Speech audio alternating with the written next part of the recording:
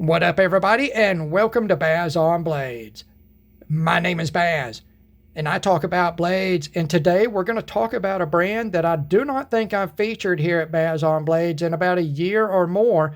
The funny thing is, the last model I reviewed from this brand is actually the fixed blade version of the knife we have today, and what we've got today is the Kubey Knives KU173B Persian flipper folder.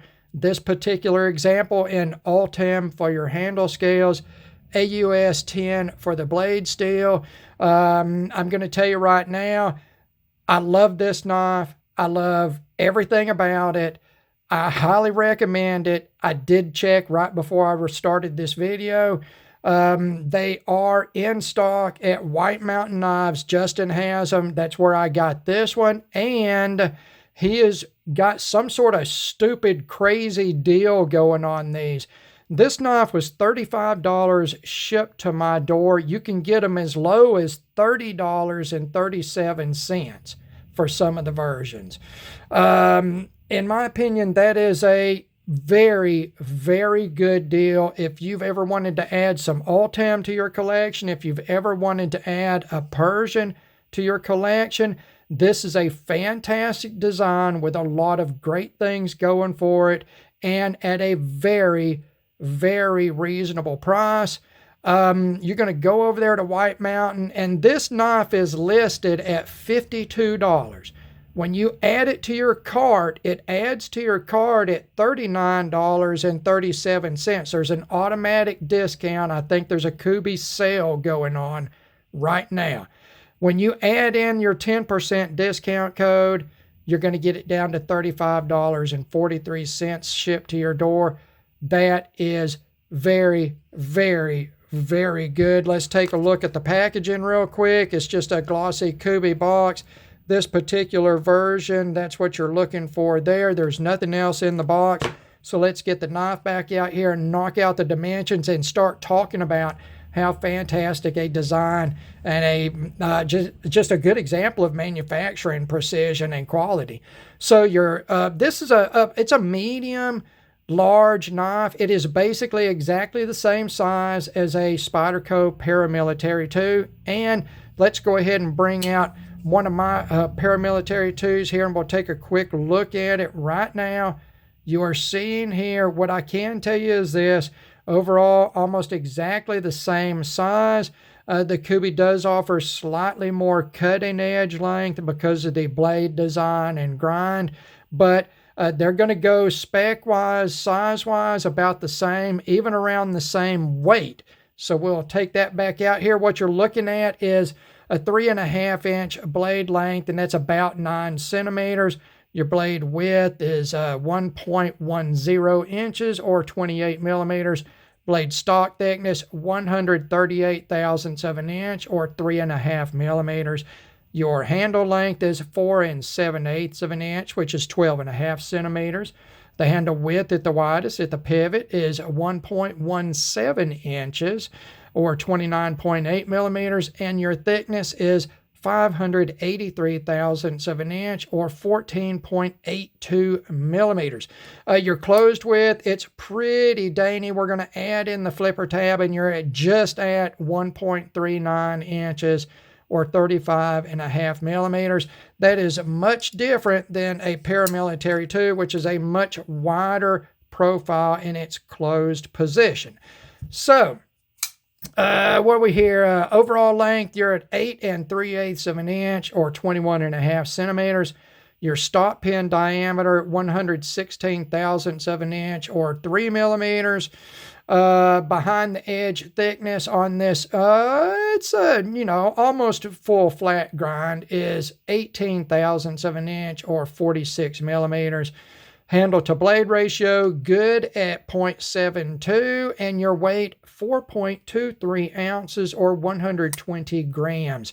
So, like I say, it's just basically like carrying a Spyderco Paramilitary 2, just in a much more radically different design. All right, let's get into materials. We're going to spend a little time here. I think this is the first Ultem equipped knife that I have featured here, and there's a reason. I don't like or dislike the look of Ultem. It seems like the newest, greatest thing in the knife world, but it swept through the music world like 15 years ago. We were getting guitar picks made out of Ultem. So when it came through in knives, I was like, okay, what's a big deal? I've known about this stuff for 20 years. And this material, all right, let's get into this. This is what's called a PEI plastic. That is a polyethyramide. Oh, fuck, I'm not that damn smart, guys. It's a plastic. But it's a plastic that has some very interesting characteristics. It is extremely strong and stable for a plastic. It's lightweight. It is flame and chemical resistant. It is resistant to extreme changes in temperature, humidity, and a lot of materials that are very damaging to plastics. It causes plastics to crack. It's easy to process. It's UV resistant, and for you Hulk guys, it's gamma resistant as well. I don't know why that would matter in the real world, but it is. So it's a plastic. It is a transparent plastic, and I typically don't care for it because it's being treated as sort of an upgrade special material, and a lot of times it is matched with a brighter finish on the blade and hardware. And it's a very amber looking material. I'm just not into that personally. I don't think it's ugly. I'm just not into it. But in this example, they have done the blade, all the hardware, including the liners, in black. And that really dumbs down that amber look of this material. In fact, it gives me a totally different idea. It's a very muddy look, okay? Any man or woman that has ever done anything out in the field and you have gone to a creek or any standing water to rinse your hands or rinse a tool, whatever, and you put your hands and whatever you're holding down into that sort of muddy looking water, and it gives everything that sort of muddied up sort of tone, the colors and everything. That's what this knife reminds me of, and it really struck me at a sort of a bestial base level, so much that I have given this thing a nickname. Now, actually, I gave it 2 nicknames, and I mean both of these nicknames with the utmost respect. Utmost respect. The first one, and what I will always think, is the Persian turd. And I mean that in the best way. So that's what it reminds me of. It's a very dumbed down, brownish sort of look to it, and it's not beautiful. It's not an attractive coloring. It just speaks to me at some very basic level, and I love it. But I'm not going to call it the Persian turd. What I'm going to do is I'm going to call it the Mudbone Persian, because that's what it makes me think of. And that is the reason this is the first Ultem knife in my personal collection. Now, we've talked about that Ultem a little bit. Let's talk about that blade steel. Not anything really exciting here. It is a Chinese AUS series steel, AUS 10, and that is basically 440C. It is slightly different, but it is, in all intents and purposes, it is 440C. The interesting thing is Kubey has listed a specific Rockwell C range for their heat, treat, and temper, and that is 59 to 61, which is actually a fantastic hardness range for this type of steel. Besides, it is a stainless steel and is corrosion resistant.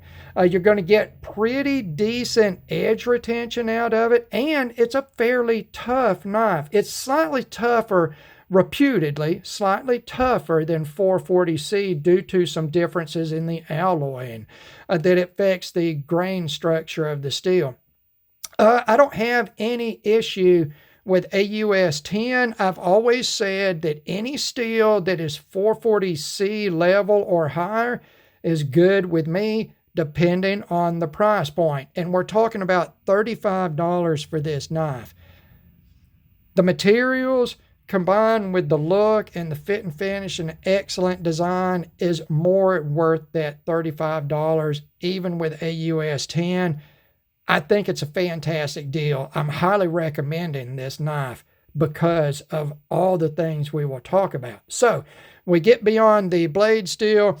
We got black finish stainless for your small parts, deep carry pocket clip, a matching Ultem backspacer. Of course, Ultem being transparent, you can see through. You can see this screw here.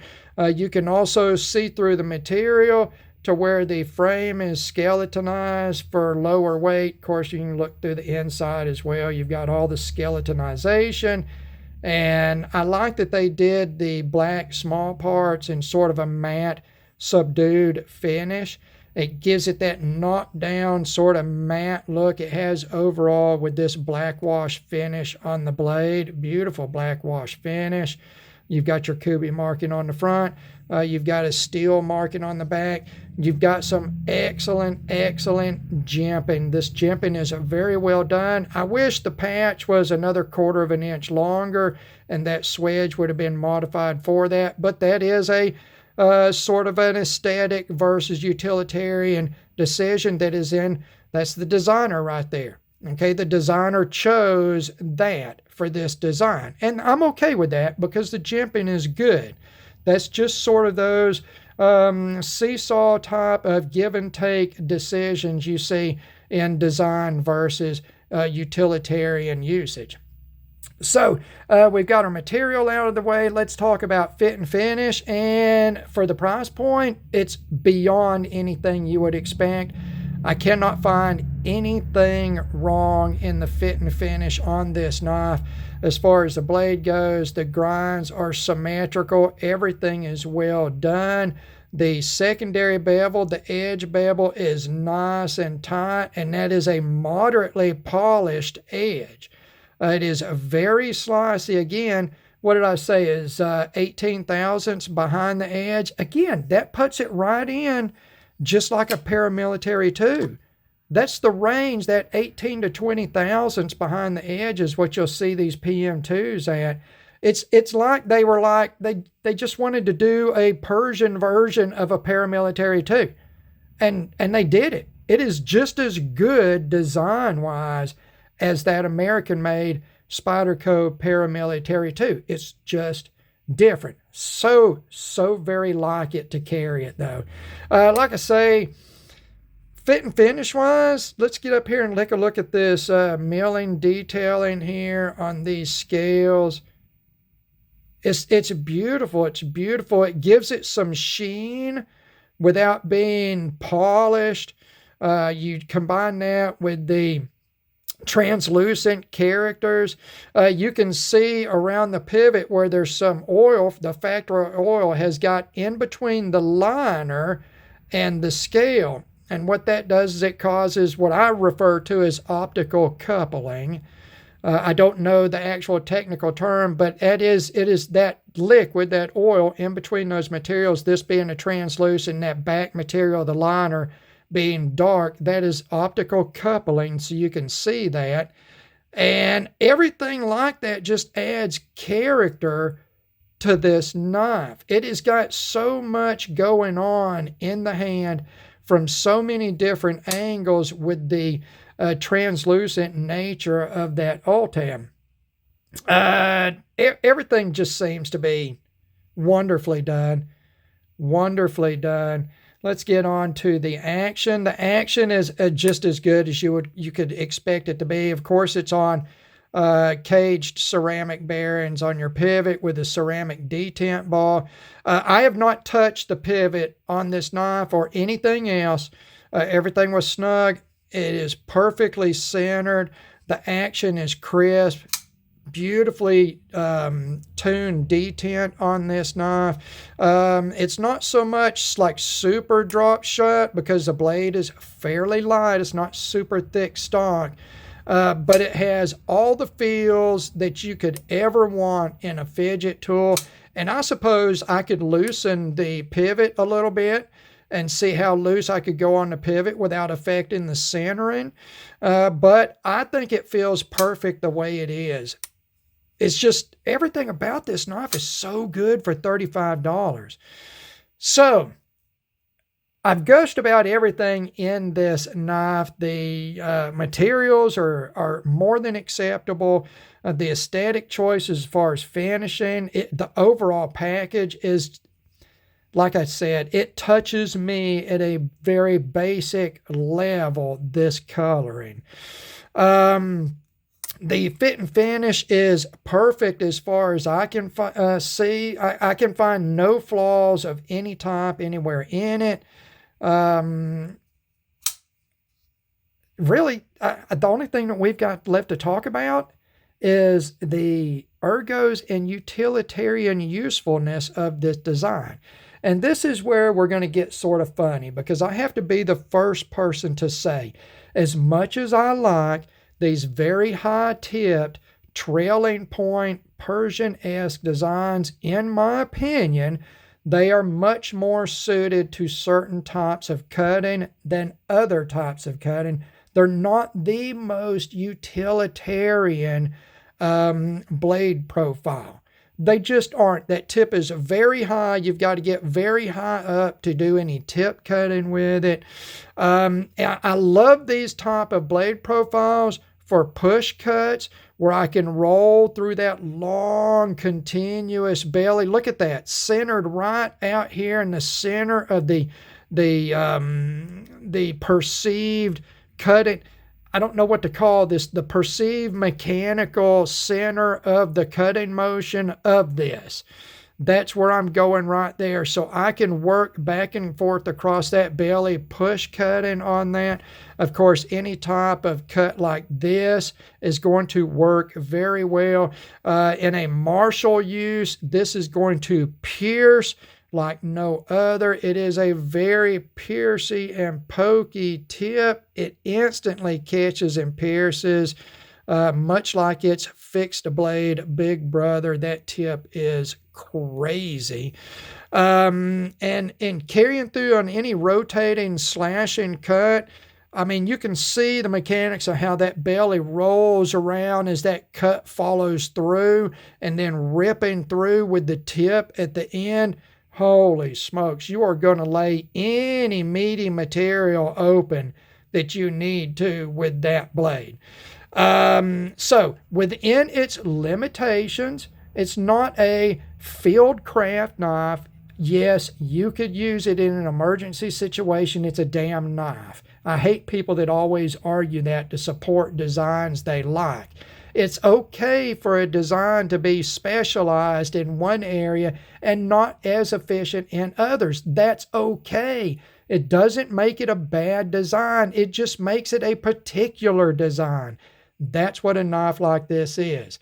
I can tell you it's not my favorite as a utilitarian EDC, and I'm not saying anything bad about it. I've been carrying this knife. I love this knife. It carries easy. It slices well.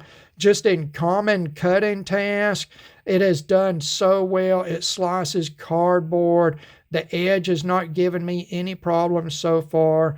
It's just been really, really good as far as cutting performance within its particular parameters. The handle design, I should have pulled out one of my cold steel Talwars, as this very much reminds me of that handle style, although it is much more different.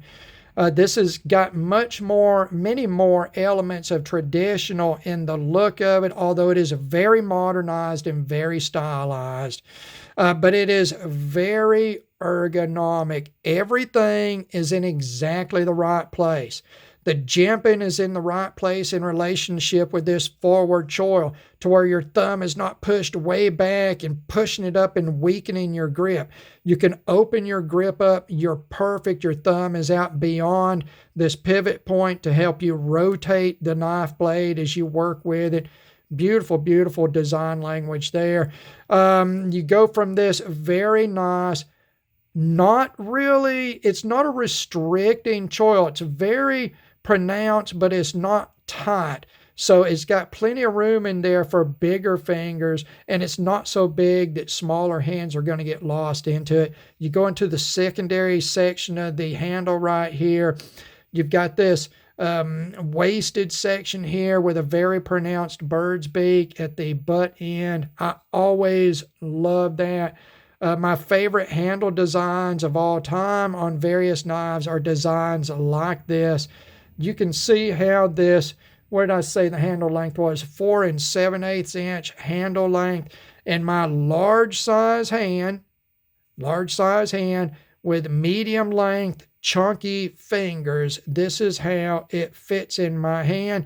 The ratio of the thickness of the handle to the width of the handle is absolutely perfect. And again, I'm going to bring back out the PM2 here, and they feel very similar in the hand for one reason. They are both slab side feeling. Now, the Paramilitary 2 is absolutely flat slabs. They are absolutely flat, okay? There is some very, very slight radiusing on this scale, and then you have these scallops that bring down the outside edge thickness. So it's very slightly more radiused feeling, but it feels a lot like that Paramilitary 2 because the corner radius of the handle scale is very similar.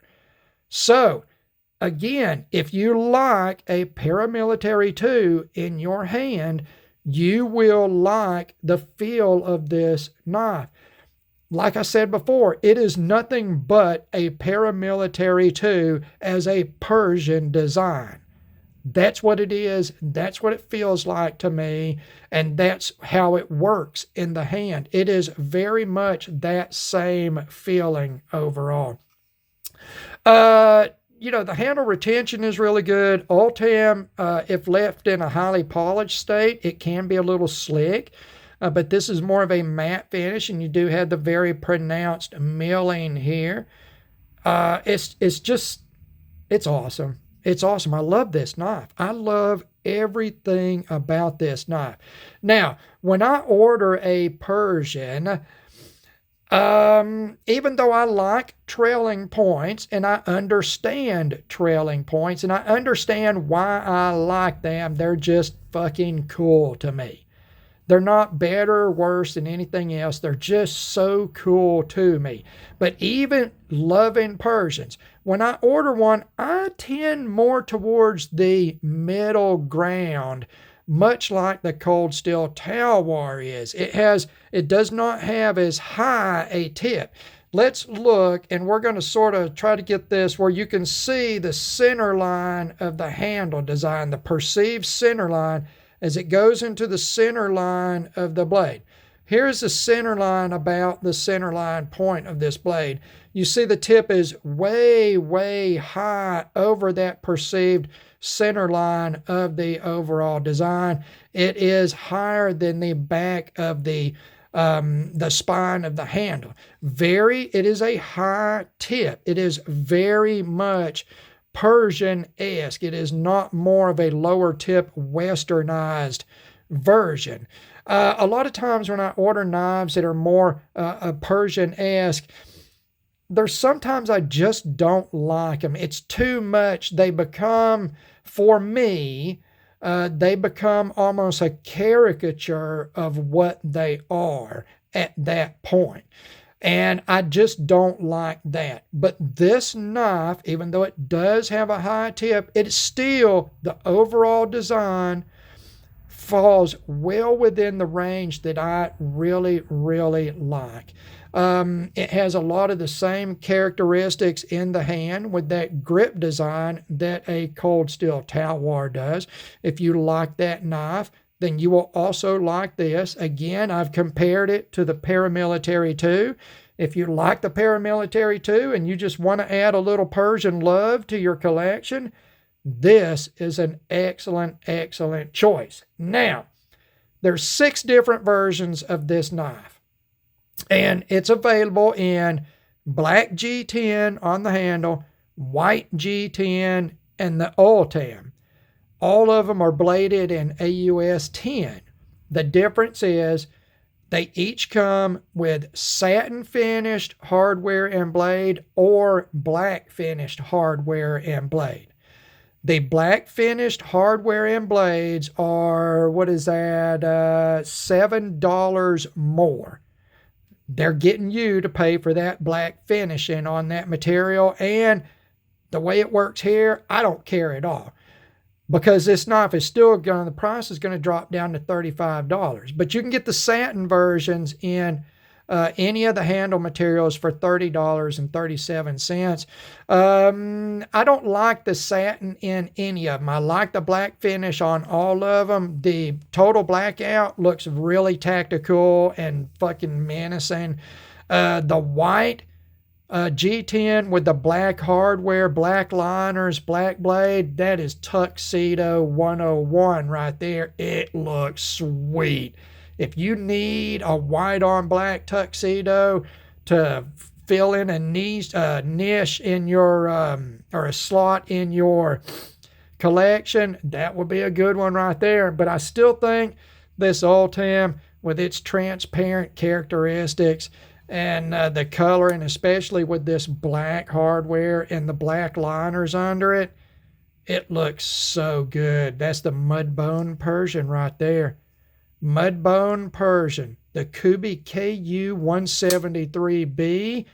Highly, highly, highly recommended here at Baz on Blades. Get them while you can. What a deal on a fantastically made, another fantastic budget knife from one of these just high quality Chinese production facilities. This one from Kubey, the KU173B Persian folder, and Ultem AUS 10 blackout hardware, the Mudbone Persian. As always, thank you very much for taking the time to watch one of my videos. God bless all of you, and we will talk to you again.